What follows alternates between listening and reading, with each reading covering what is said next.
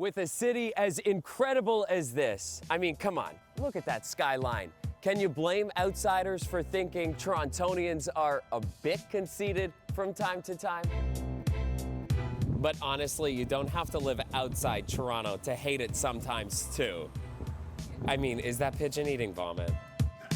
And I love this city a lot, but it is time to have a conversation about what is working and what is not. The TTC is called the better way because apparently we're hilariously sarcastic here.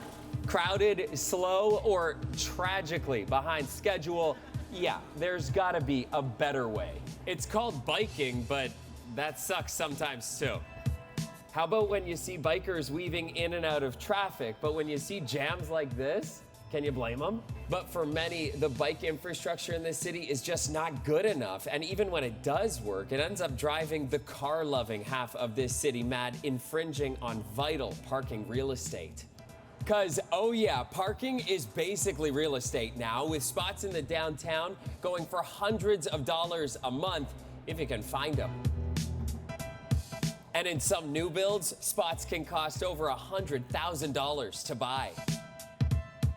Driving is another real nightmare. Rush hour here starts at 3 p.m. and seems to last until there have been too many breakdowns on the Gardiner to even count.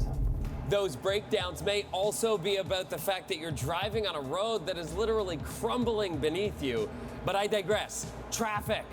Main drags clogged with a construction season that feels like it lasts every single day of the calendar. While garbage feels like it's picked up none of the days of the calendar, overflowing bins, a real eyesore, and a stank fest. And I swear they disappear altogether when you need them most. Meanwhile, the city's homelessness problem never disappears, yet so often is ignored. Unless people take over a popular park, then the unhoused become public enemy number one.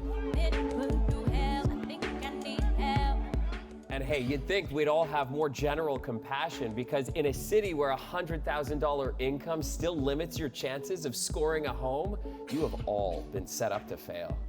And if you need the help of the police, I don't blame you if you have doubts before calling 911. Toronto police admitting an uncomfortable truth last year. In particular, Black people are more likely to have force used against them. To be fair, Toronto has so many perks. Big attractions, cool restaurants, world-class concerts, really nice neighborhoods. Too bad you can't afford any of that. Sure, all the green around town will no doubt make you feel happier. And I'm not talking about the pot shops along Queen. The epic hiking trails and big city parks are real beauts to write home about. Unless you're in the downtown, and then searching for green space is exhausting and will make your dog cross its legs. But as we gather this election night to take stock of our love-hate relationship with Toronto, maybe a 10th thing to hate about our city is the number one most frustrating, the simple and unshakable fact that even with all these big city problems, we don't hate Toronto. We don't hate Toronto at all.